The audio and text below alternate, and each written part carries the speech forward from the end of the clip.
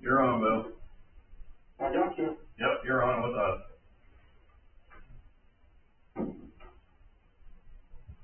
Thank you. You're welcome. How's Dawn doing? Last time I saw her, she was fine. How's she doing with that, electric cars or trucks down in Warsaw? Oh, it's going along. They're still building out the factory and stuff, so it'll be towards the end of the year before they start production. Somebody said there was a short-term drive or something. Short-term what? Driving, only good for so many miles. Well, like any electric vehicle, they've got a limited range, but I think there's a couple different versions of it that it can go 150 something or like 200 and some, depending on which version you go with. Oops, I gotta answer this. Okay.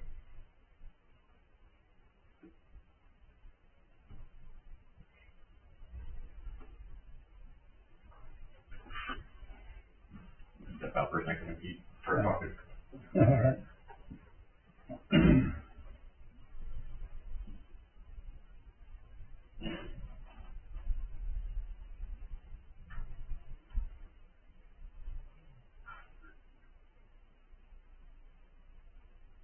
For government, does that mean they charge you double? What's that? That's Zoom for government, does that mean that they charge you double? Probably. That's usually where it works.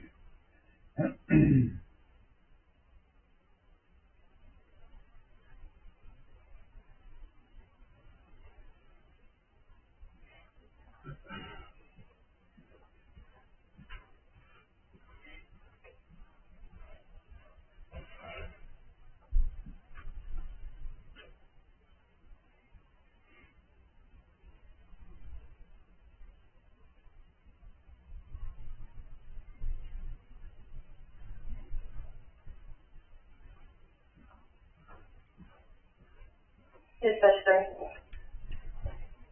3. This afternoon.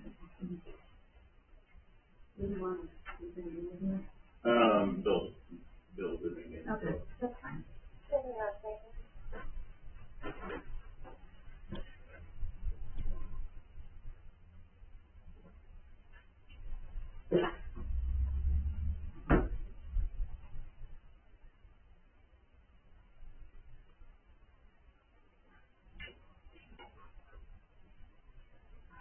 It's even nice outside being here. Yeah. I was drinking up underneath pine trees before I came here.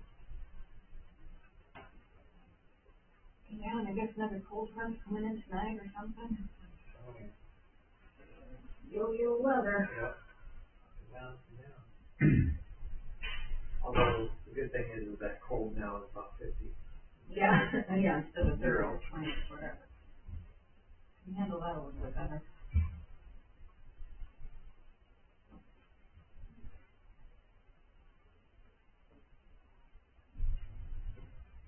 You guys need to have better speakers. When I have to watch online, it is really hard to hear you guys. All David, we just spent money on new ones. I'm telling them. I think they just need separate microphones, which I think that's what these things are supposed to be.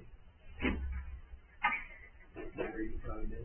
That's not connected into the system. Oh, it's not? Yeah. But It was the old system. they probably could get microphones for that. Yeah, that would be fun.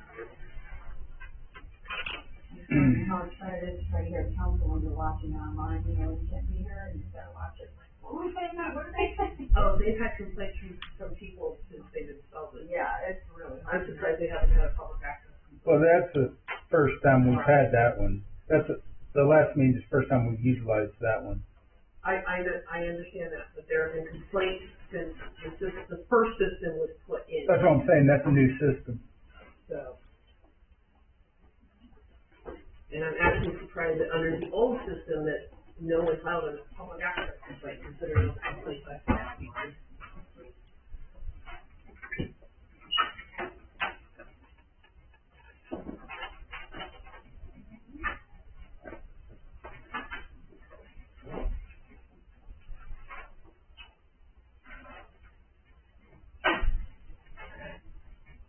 Hello? No,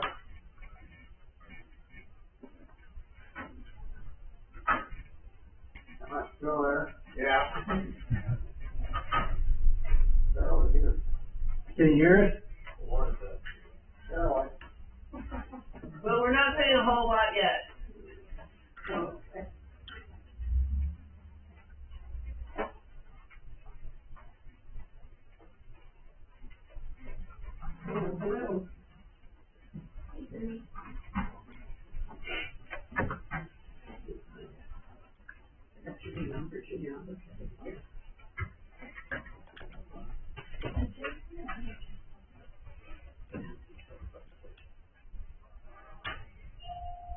My volume's up all the way, but I can't hardly hear you. Can you hear me? Can you hear? We haven't started yet, though. Oh, I know that. Well, there's not a lot of talking going on. We're all just sort of sitting in our respective seats.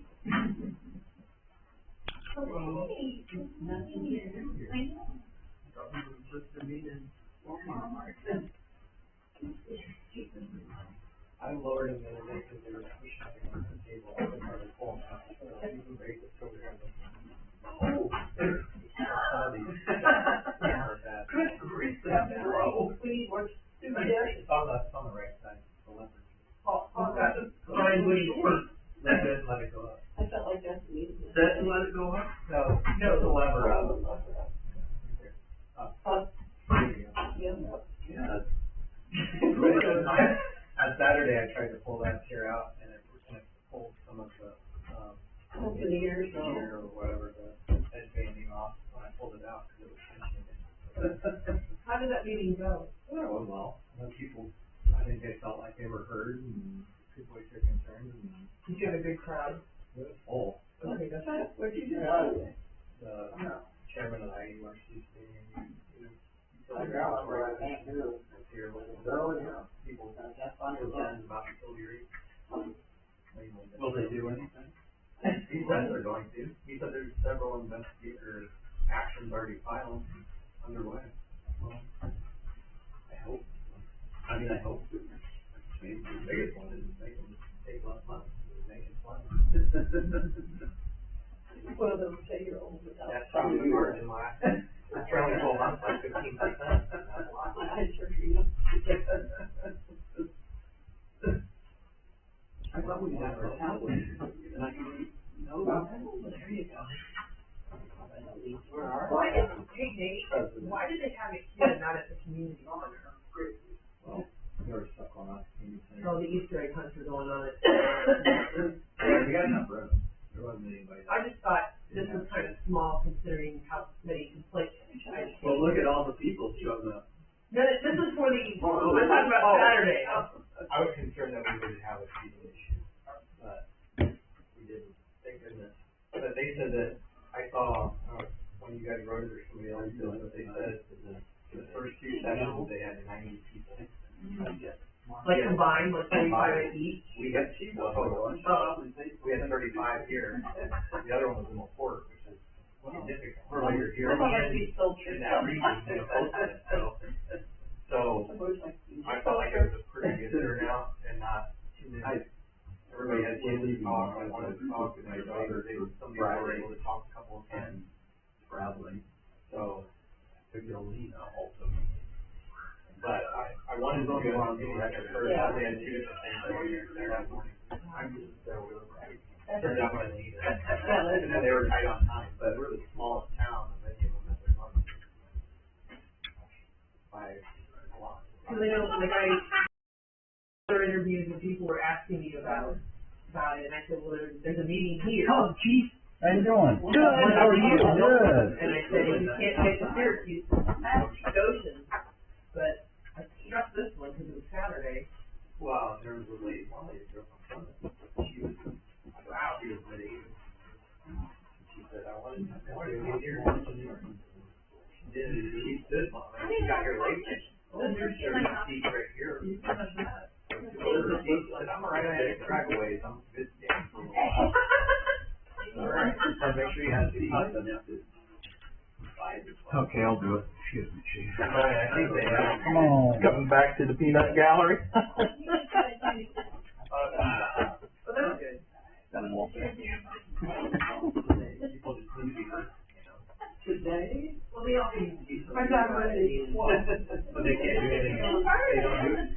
done these before, which I think is progress. Okay.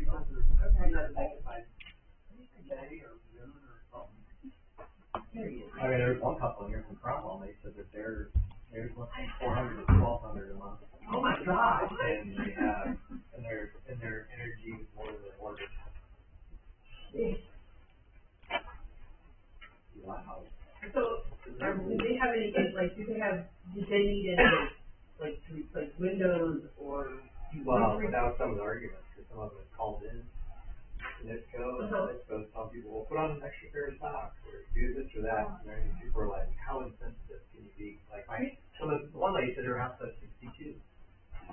I mean, I'm just asking, because that's a huge amount of money. Well, they'll do energy audits, but then they come to your house for an energy audit, and say, you gotta spend $30,000 to fix your issue. Here, my Right, question, don't have the money. does anyone else, is there anyone who does independent energy audits? I mean, I would prefer, I'm sure there are people out there. I would like, They're doing it now.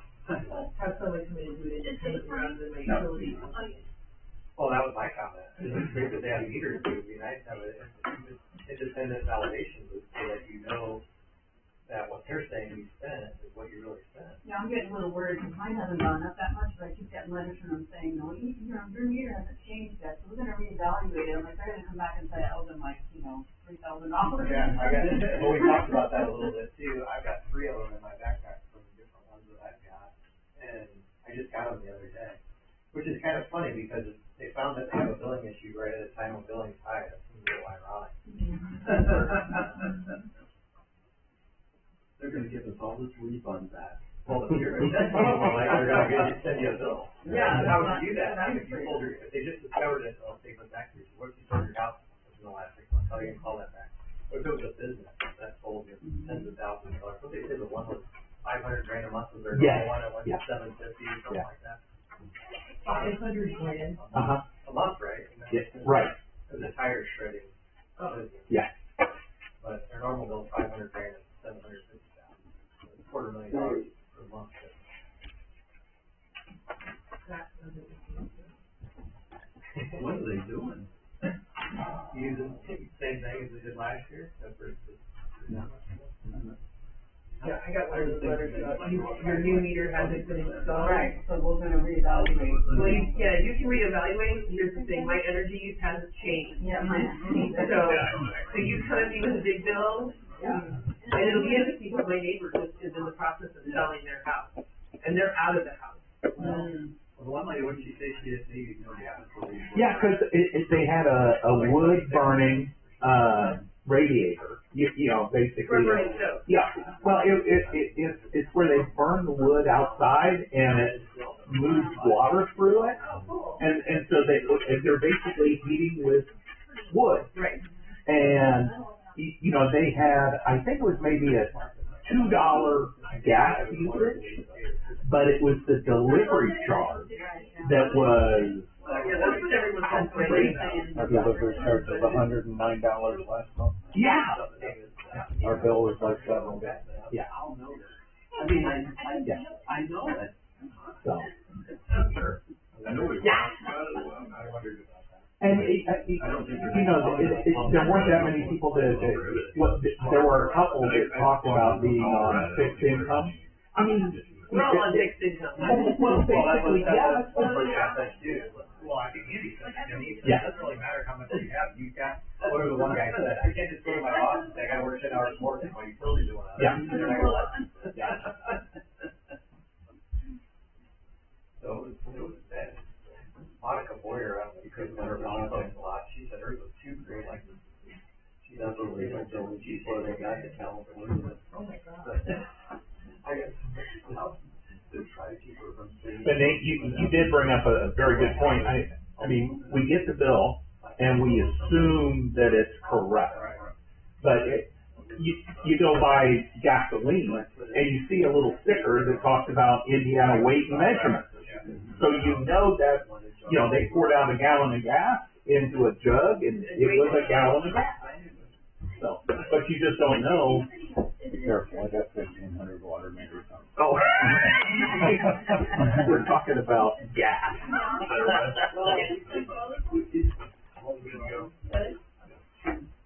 Well, we need to order.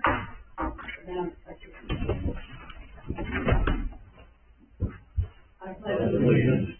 flag of the United States of America and to the republic for which it stands, one nation, under God, indivisible, with liberty and justice for all. Okay, so we've got a couple representatives here from JPR Engineering. They're the ones that have done the, study on the boardwalk and did an updated pricing and our request, recently. So I'll just kind of hand it over to them if you have any questions or you want to walk through it or however you want to do it. I wanted to walk that way. Okay. I printed off your presentation, so they've got the old, the original one and the new one in front of them. So, do we need the original? It's there, I guess you wanted it. Yeah, I think you could probably just go ahead and reference the updated one. So at any point, if you have questions, feel free to interrupt me and, go ahead and ask. So, back in 2024, we worked with Dave, on, pulling together, conceptual plan for a new bike, connection route that went along State Road 13 from, Chicago Road on the north end, all the way down to Hartwood Street on the south. We looked at primarily using, the right of way within The Hartwood to 13, that's 13. yes, to connect to the existing multi-use path, the normal, right. Yeah, so trying to provide, a pedestrian access way along State Road 13 in that corridor, connecting to the existing one, down there. In doing so, this was still kind of a high-level study, so we didn't have, a real thorough,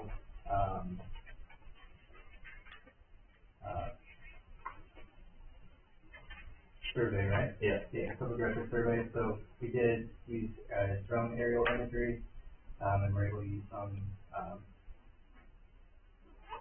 topographic points from that. But a big part of this study was, working with NDOT, learning, kind of what, implications adding a trail section through here would have on the existing, stormwater flow. Because, along State Road 13, there's a big kind of ditch through there, which is collecting all the stormwater. So that was really a key part to us laying out the trail, was understanding,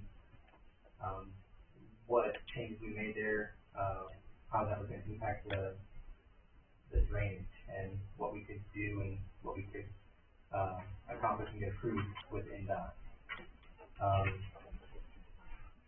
Because it's such a long stretch of, potential trail, we broke up the trail into kind of 4 sections. The first one being from, Chicago, to Pickwick, and then Pickwick down to Bowser, and then from Bowser down Pickwick on to Bowser, and then Bowser to Hartwood. And in those areas, we identified locations where they kind of get separated as, having similar engineering challenges along those blocks. So the first section from Chicago to Pickwick has, a lot of retail along the roadway, doesn't have that, has a much more narrower access road, so being separated, from the drainage swale and from the roadway makes more sense. The next 2 sections, or the Pickwick to Palm Drive had the deepest section of that drainage swale, so identifying whether it needed to be an elevated boardwalk or if we could manage to utilize that existing access road, to put in a trail, and then the next 2 sections having, maintaining that parking in front of those businesses, while including them. One of our members is in there. So can we stop there? Yeah. I got a question about just the drainage in general. So, given those ditches that are on both sides of the road, what does NDOT say, David, or you guys, about burying that drain? Like, you know, put a culvert in there and then. Yeah, so there's, where the drainage is the deepest, there's a very sizable culvert that crosses the road and goes, to the drainage ditch to the west. We did coordinate with NDOT, and demonstrated to them that adding in, the multi-use path and burying a portion of the ditch would be feasible without affecting the current drainage patterns of the area. So NDOT was open to filling in some of it. To fill in all of it and make it an underground enclosed system, would seem too expensive. And What is required, what is the cost driver on that?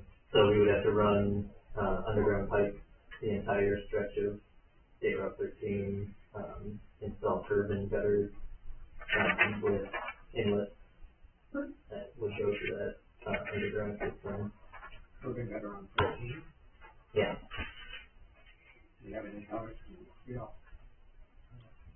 And there's a turbine gutter, well, maybe there's, and I think a other town. Is there a reason it couldn't be like what goes on, you know, just that is Pickwick?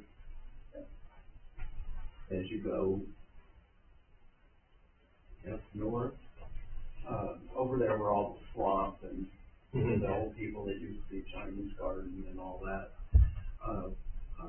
I mean, that appears to be a boardwalk that goes through swamps, so, and also as you go farther down on 13, that boardwalk is a swampy area, and so it's just, I mean, the swamps underneath the boardwalk, is that not a potential or possibility? It is a potential, that was one of the options that we looked at, especially in the areas where, where the drainage is concentrating. Going with that option, comes with a higher cost.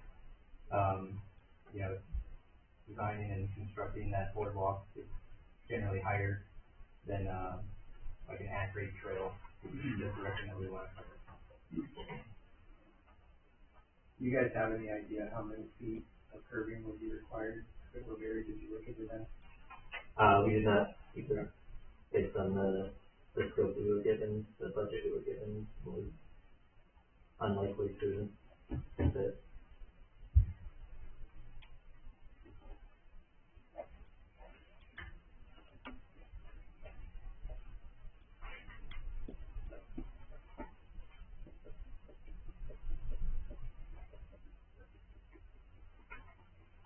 And instead of curb, the potential of using, yard inlets would work, that it would basically bury the majority of the drainage, have it drain out into the domed inlets that take it to an underground, section, but still running, I want to say at the largest, it was 48-inch pipe, 36 to 48-inch pipe at the largest was going to be very expensive. That was required just for flow purposes?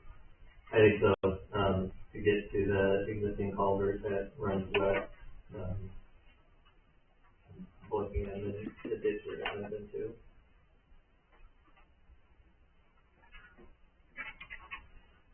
As long as the ditch is there, we don't have to be curbing that. Correct. Yes. And then it is over-designed for NDOT standards currently, so we coordinated with them that a portion of it could be filled in, to make room for this path and still maintain NDOT standards.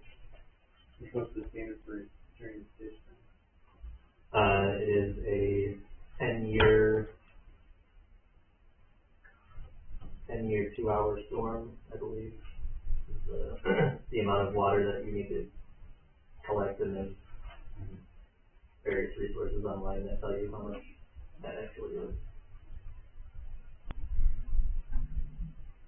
Yeah, for some spots, there's not even a ditch. like right where that, well, you see video connection, I don't know how long you lived here, but. Oh, no. It was barbecue place before that, and out the grocery store or whatever on the west side, south of funeral home. All the time. There's no ditch there whatsoever, and it's just runoff. Yeah, that's just, wetland, yeah. Oh, no, they're talking on the west side. Yes. Which would be great to make that look nicer and not flood down there. This is on the east side. This is on the, Correct. focusing on the east, yeah.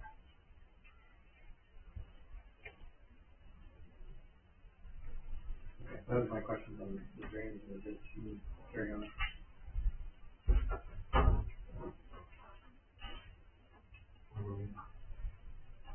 I think we can probably just jump to the, maybe page 15 in that document. We talk about the alignment of the trail. So in section A, Chicago Street to Pickwick Drive, because there are kind of so many businesses right along there that use that parking, we didn't want to impact the parking adjacent to it. So this is separate from the parking, but it would be in that green space between State Road 13 and the adjacent parking. It would be an at-grade trail, and originally in the estimate we had it as as concrete, and we revised it to asphalt as a potential cost savings. In this space, in this section in the drainage study, we had the ability to fill in some of that swale a little bit to make, that accurate trail more feasible. Section B then would be Pickwick Drive to Palm Drive. And this is where we looked at a couple of options, one of those being the elevated boardwalk, another option being I think it was a curved walkway. And from the original plan to the revision, we changed this to be an at-grade trail, making use of some of that adjacent parking space there, which would avoid the cost of adding the curb and some of that additional pavement. So that was a large cost savings there as well.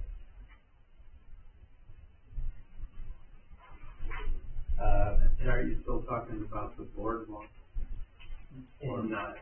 In the revised cost estimates that we did, we considered that to be not cost effective. Yeah, it would be eliminated, the boardwalk as part of the revised cost section because It says on your page 16 that this is significantly higher cost.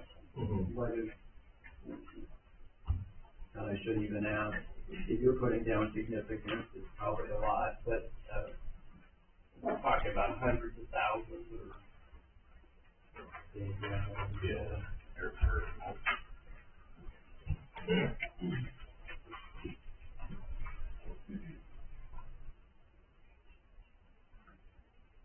So I think we're talking, if we went with the curb walkway, that was at $427,000. To do the boardwalk, it was at $1,868,000. So That is significant. $1.5 million more to do the boardwalk, is what we had estimated at. Too bad. yeah, I mean, I think, in our public engagement, everybody likes that aesthetic and the look, the idea of a boardwalk, but it all sometimes just costs. Then in section C, which will be Palm Drive to Bowser Road,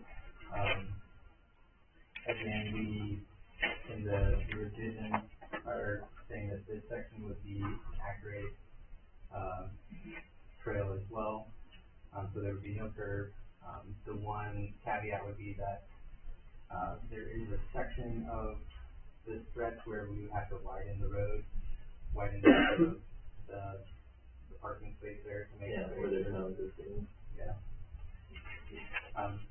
But when we say put this trail at grade, we still want to be conscious of protecting the users. So what we would propose is doing some traffic delineators, like a visible barrier, to kind of mark. Flexible posts that are highly reflective, that would separate the trail from the parking. I think prevent a car from hitting the people on the trail. Unlikely.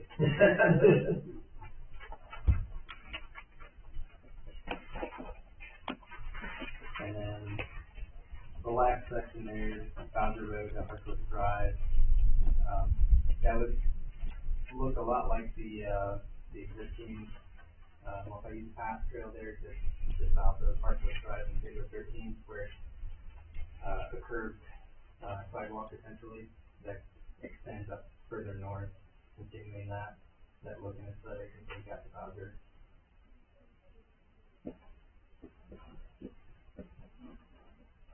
I have a question for you. Yeah. So given the NDOT requirement of a 10-year storm, whatever that amounts to, and us having various inconsistent ditches in our town, who's really responsible for the drainage in those ditches?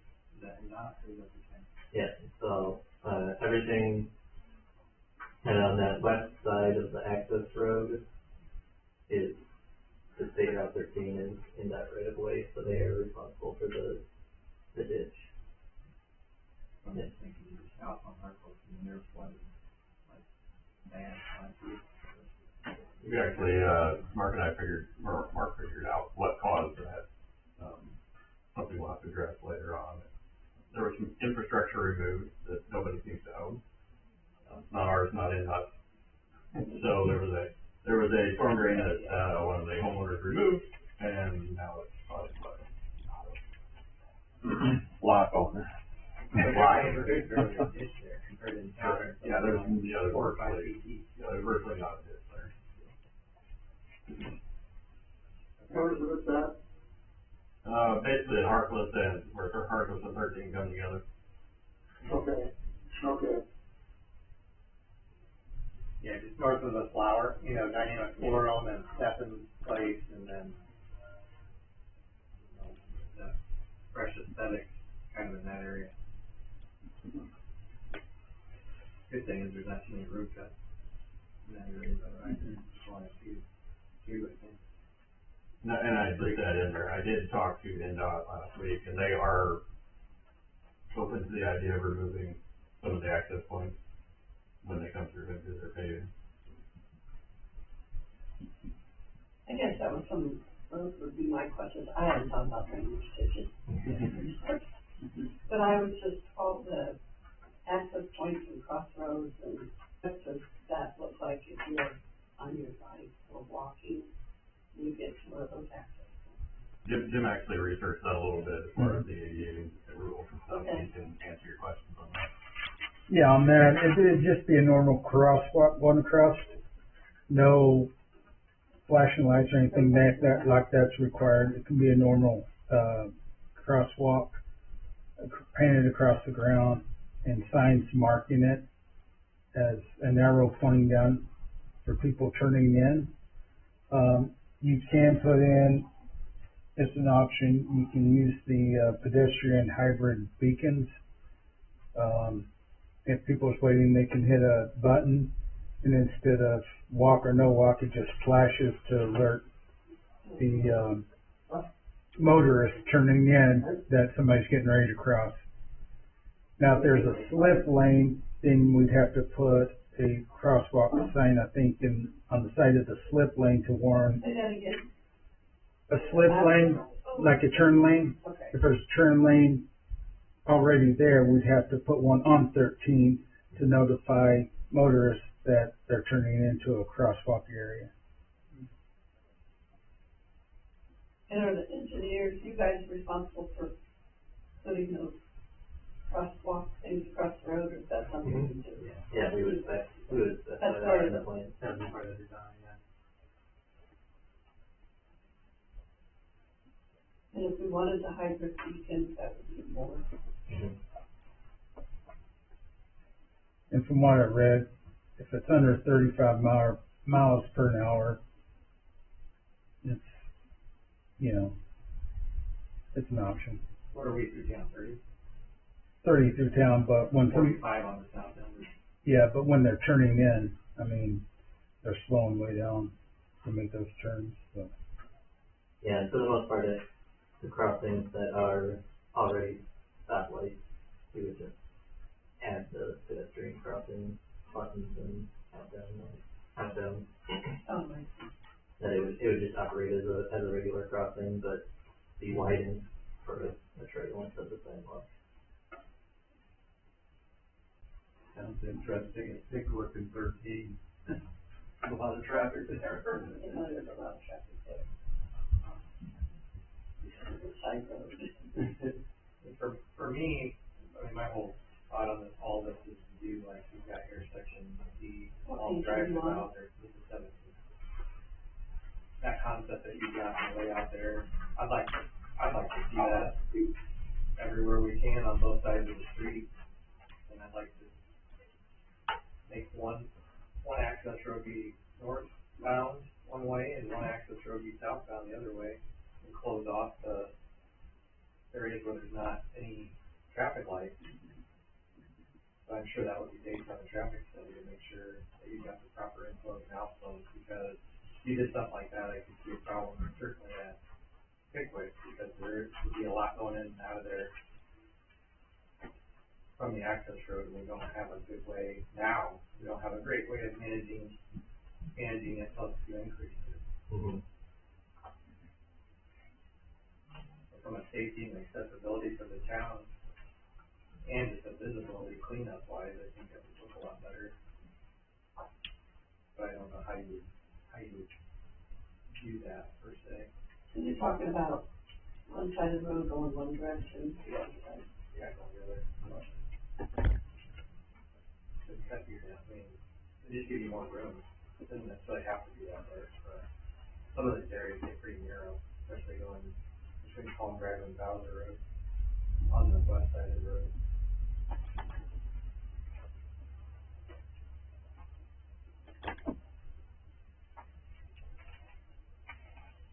Certainly don't want to create any traffic problems, but I do think that we gotta do something to make it more aesthetic and accessible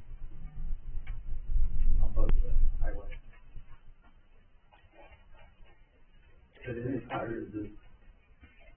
any of this study or engineering is only the east side at this point. We're not really talking about anything on the west side. Or that would be a future. So that's a whole other project. Yeah.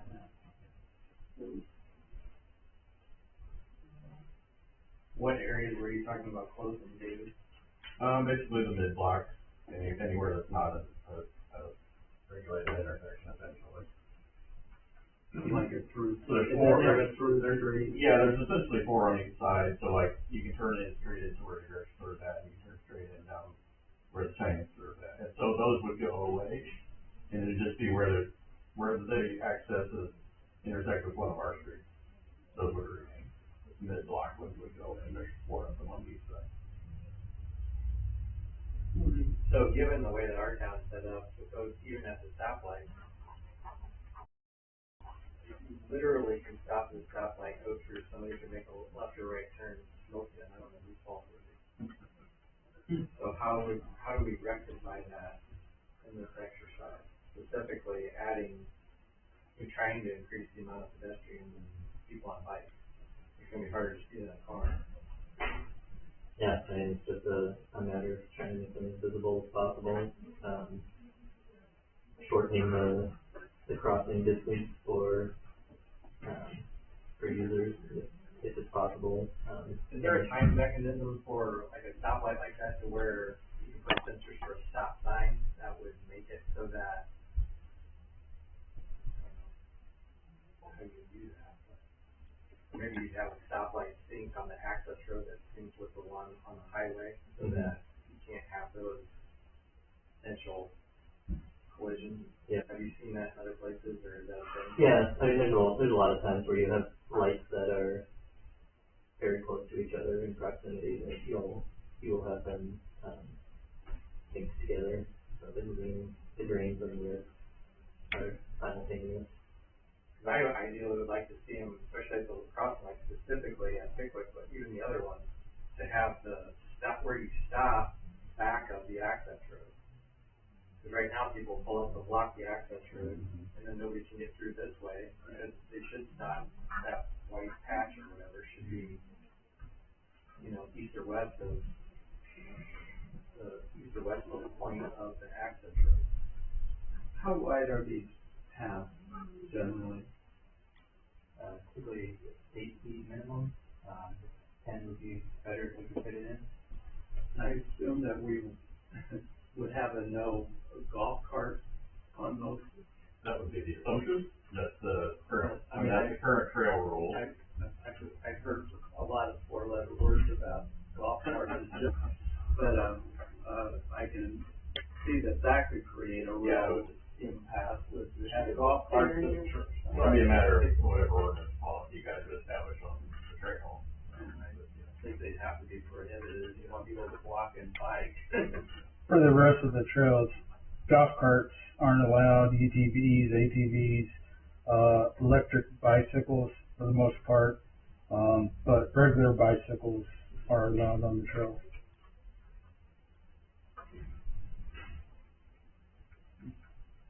No motorized vehicles. There you go. Correct.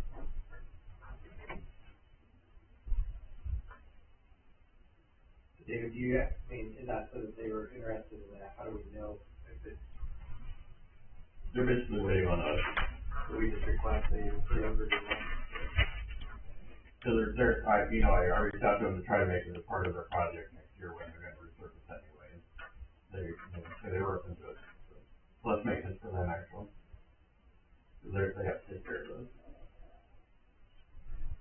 So there's one on each side of the grocery, right? Yeah, cause there's one that goes over to AC's and all that. These are very strong.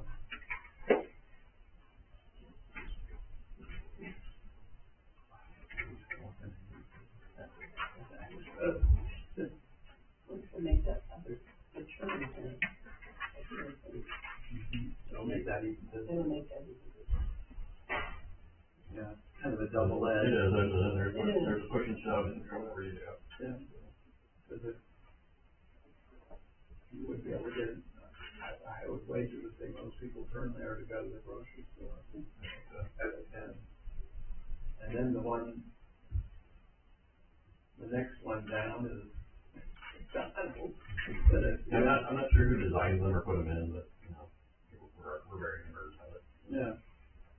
I mean, the access roads in general, what their purpose was. Have you been over to Warsaw? Yeah, many times. No, I've had some thoughts about that access road. Yeah.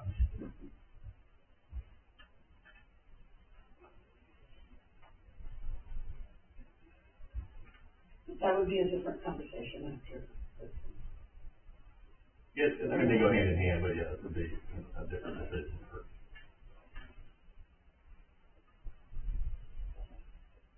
And when does this decision need to be made? April. Not April first. April meeting. Oh, You have to decide by your regular April meeting. okay. Because, and the reason being, we have to notify the grant committee people by June first. And if you're not going to do this project, we have to have time to try to pivot to our project. And because they have to have time to review it and approve it by June first. So construction wise, this would be a 2027 build. At earliest. Yeah, we have to start spending money in 27. So if we say yes in April, what does that initiate? Agreement that we have to draft or? Yeah, we'd have to get, engineering on board and then get drawings from them so that they can start coordinating with NDOT. The new total cost for the town is a lot more doable. Correct. I mean, we've got, At least, in my mind. yeah, I mean, it's a lot less than less than half. Yeah. Of our original commitment on our end. How much is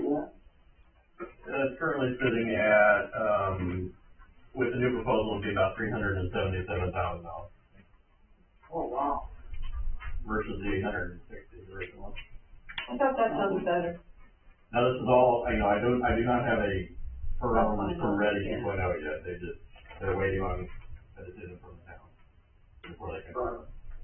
So, Mark, what are your major concerns? Do you have any? Federal.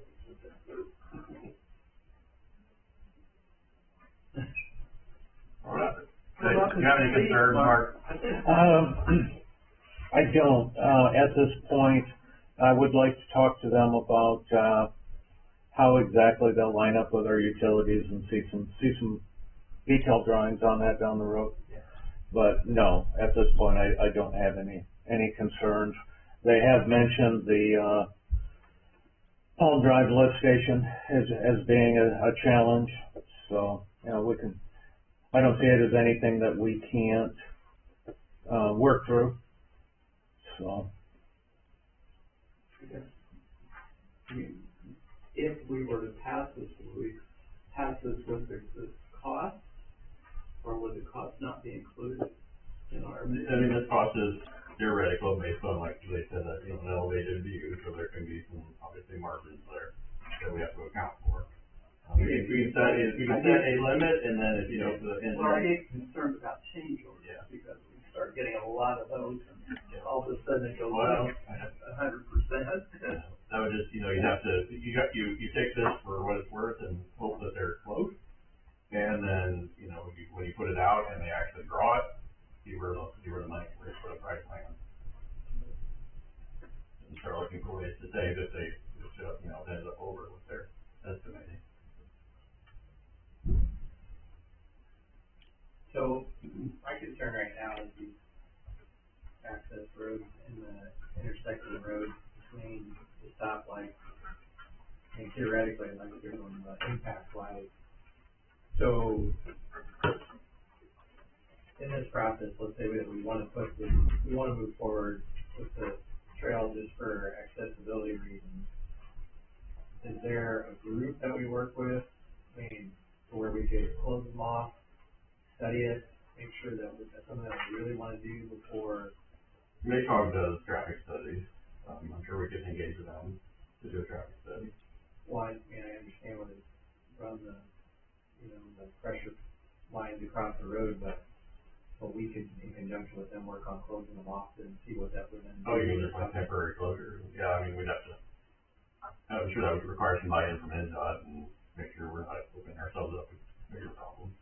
Well, that would be my point, to do it this way, Yeah. rather than take them out and be like, oh. Right. Yeah, like a test run. I agree, we'll have to go through community. Yeah, barricade is pretty easy to put up and down, removing a road and putting it back is a whole different story, or an access. Sure. So if we've got the ability to do that, then that makes me feel a little bit more comfortable. We'll obviously wanna get what works best. It also serves the purposes that we're trying to solve for here.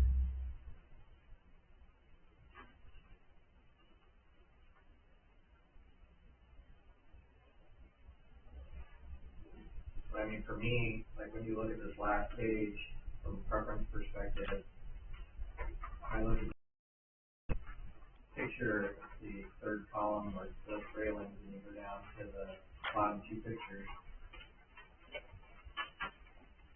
I think to me that looks great. If we had that on one or both sides of the street running through town, it would be a significant improvement in my mind. For both accessibility and beautification. Which ones would you like to know? Which one? These two. Under landscape, the two pictures under. Railings and landscaping, down that column.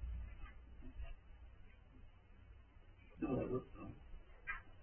Yeah, whether it's, feasible, like it is with the trees, or if it's just steel posts and chains, those are pretty maintenance friendly as well. I would not wanna do the wood.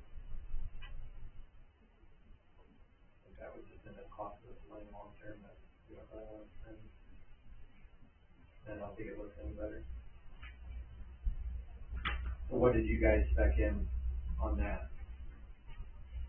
plastic cones that are lined into the And they had their meeting when they were on a show, the price has the most. Yeah,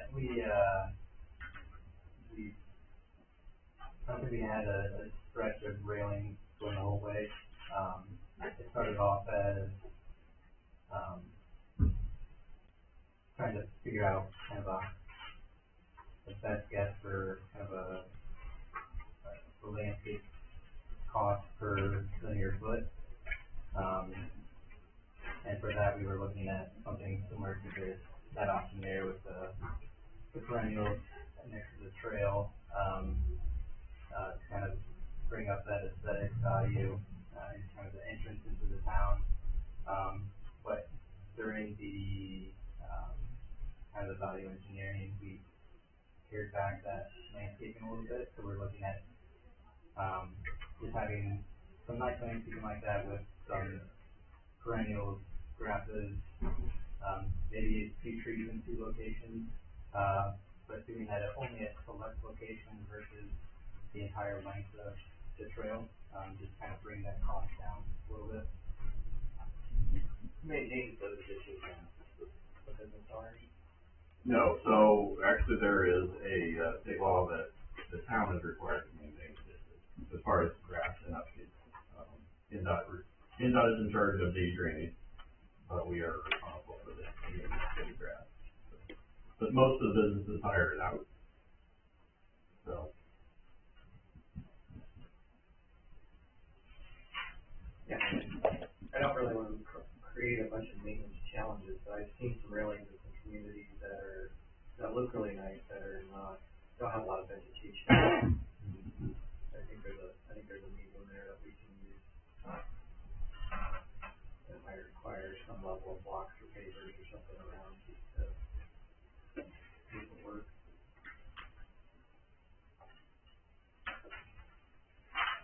You put a railing in, obviously, and then all of a sudden if you don't do it right, then you're gonna have a lot of weeds. Yeah, weed eating today. Oh, that was just that made me laugh. I went through it. Jen, do you have major, like, traffic concerns and safety or? No. No, I don't have any concerns. I mean, we get people walking down the middle of the street there now. I mean, you know. When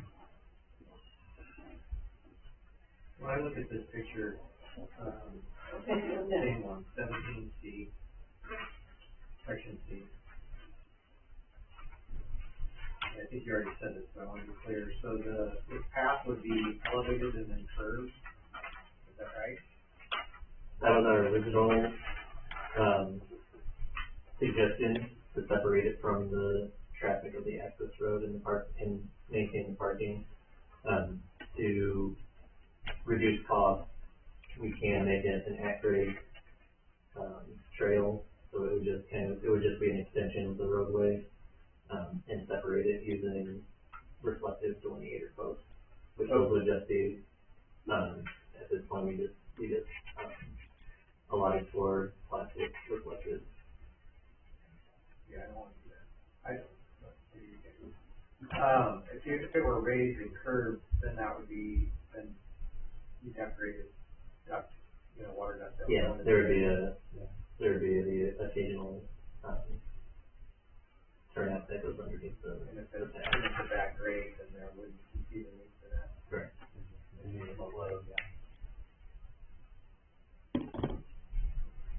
And then for that raised portion, we wouldn't install inlets and storm sewer. It would just be a trench drain to filter the water through those.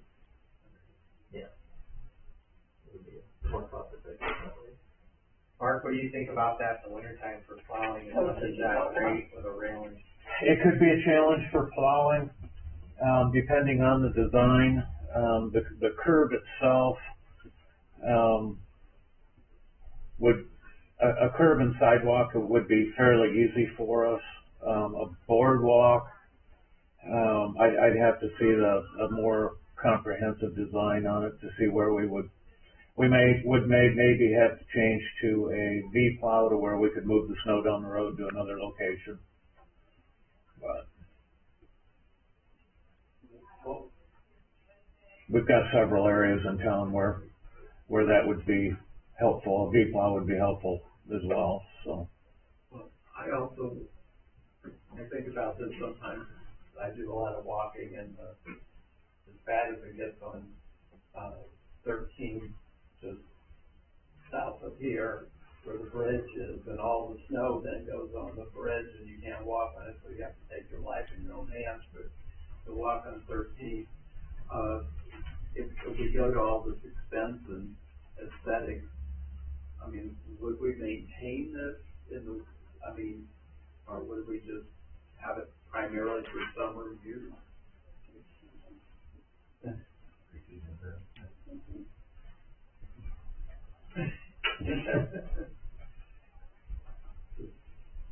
Don't know.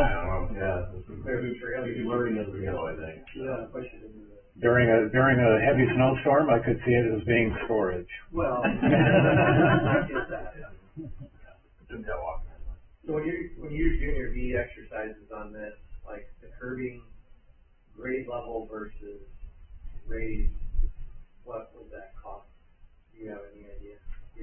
We said, yeah, some of the other changes we're okay with, but we really would like to leave it raised, okay, 1 for safety, 2 for maintenance reasons from a street perspective.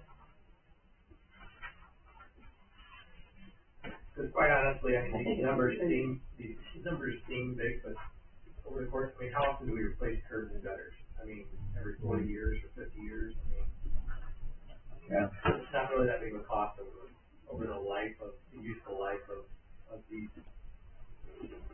improvements. Doing it twice will cost us more than doing it right the first time, I guess. Yeah. So, I think for the safety, the race is wow, those two things alone, I mean, the need it. So, it makes a lot of sense. For instance, the section from Pickwick to Palm, just the curb alone is about, $58,000. Yeah, to me, yeah, 58 grand, we like to save money everywhere we can, but I think it's well worth it from a long-term perspective. And we aren't, in your pictures, which I think we're on both of them, the first page was the trail type. So we're not talking, it says asphalt trail, so I think that's kind of where we're at, asphalt trail. But we aren't talking about that kind of barrier fence or. No, just to demonstrate, I think what we it looks like.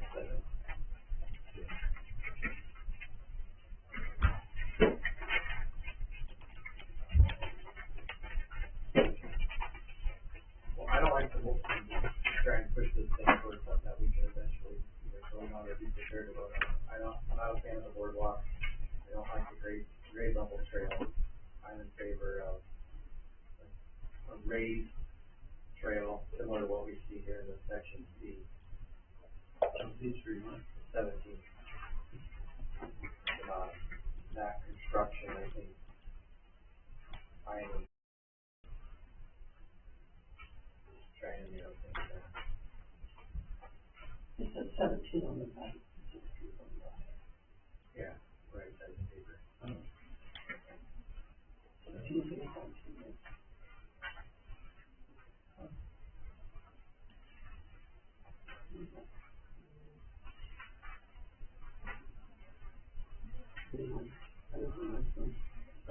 You were in the result.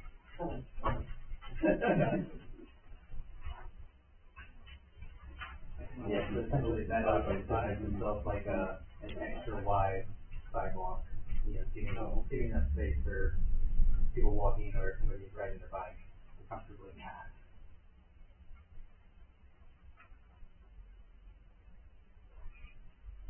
I think the boardwalk would look cool, I just think it's gonna be a maintenance nightmare. I do too. Well, and it's way too expensive. I mean, it sounds like it's way, yeah. Yeah.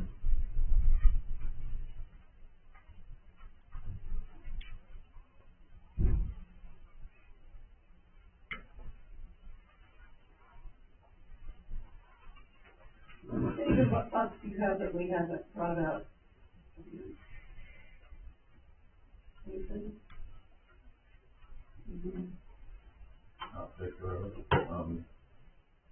Because there's a lot of factors at play between drainage and pedestrian safety and traffic and on and on. This is something that, as far back as I can find, has been talked about for the last 25 years, and no action has ever been taken.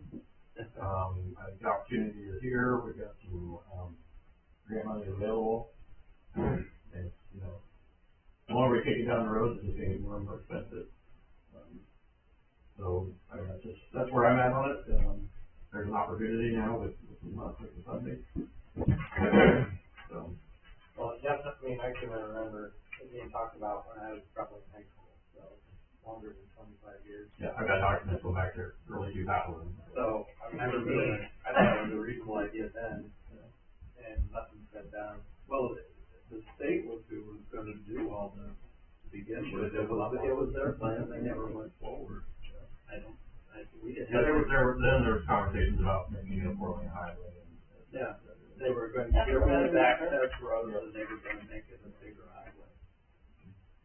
Well, I mean, as the town changes over time, that might make more sense, but it appears to me that at that point, they could get room to do that by simply putting in culverts and expanding it without getting into this construction.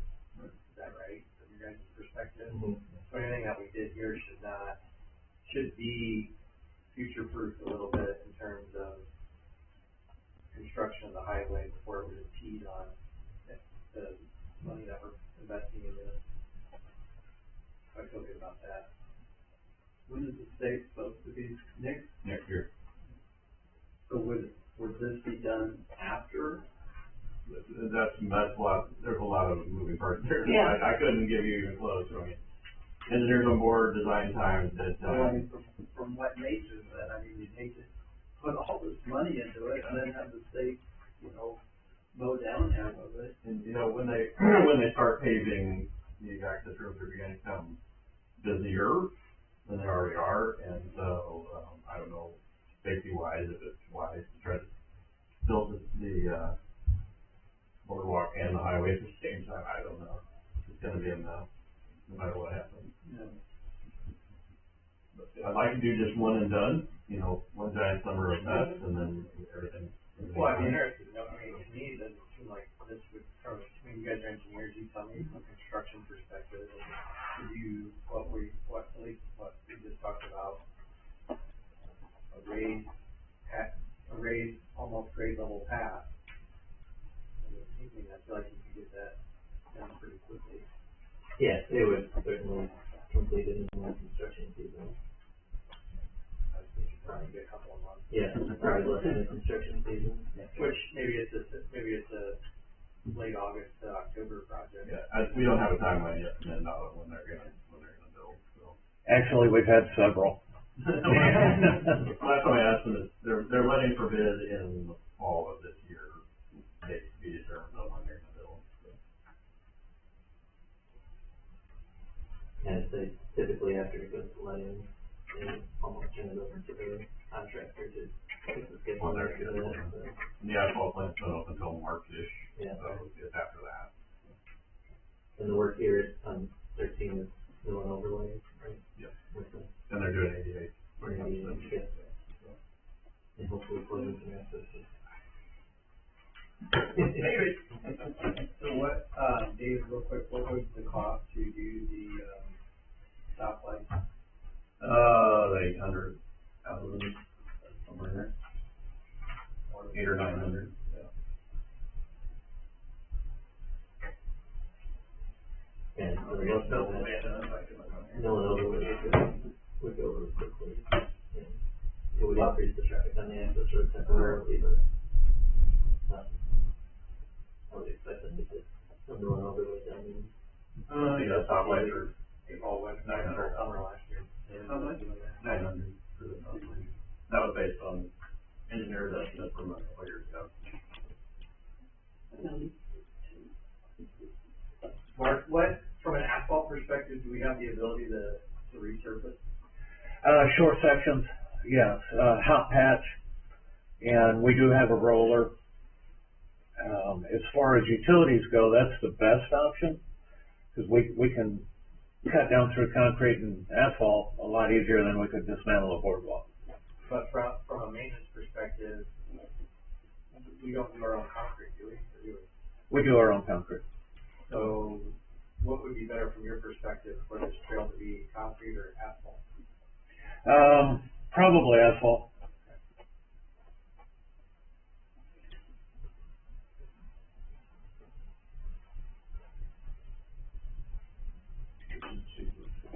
Asphalt. And if you have to do a repair, you know, on something underneath it, you need to get through. The asphalt won't have the life of the concrete, I feel, though. So it's a trade-off. Sure. We can repair either. The street department's pretty multi-talented at the top, so. Well, we just did Boston, and that's not concrete, so it's not like it's foreign to us, right? Yeah. I think that we wanted to do something with that area, village area, and make it look better. And then with the exercise and wellness and so forth, it takes care of it. Mm-hmm. I appreciate your work. Anybody else have any other?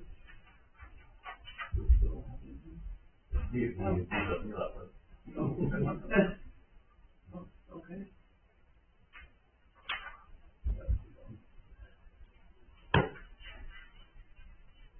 So what's the course of action for here? If we decide we want to move forward with the project, then what's the next steps? Because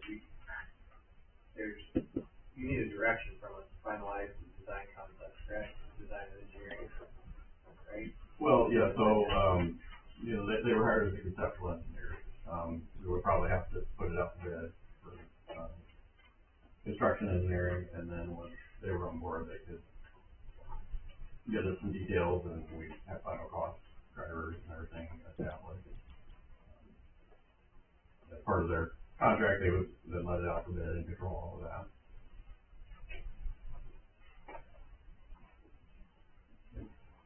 And we think this would happen this year? Oh, yeah.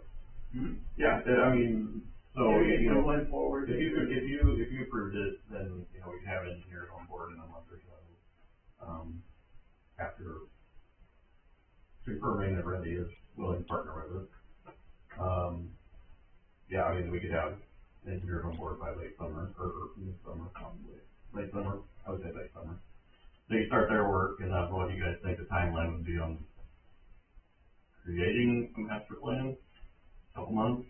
Yeah, it'd probably be 2 months. Okay. Get a full survey out there, which would take a couple of weeks. So, we'll probably have bids out by fall. Yeah, and then following the conceptual plan, you know. Construction then in 27. Yeah. Yeah, I would see being able to advertise it probably in January, February for a spring, summer construction.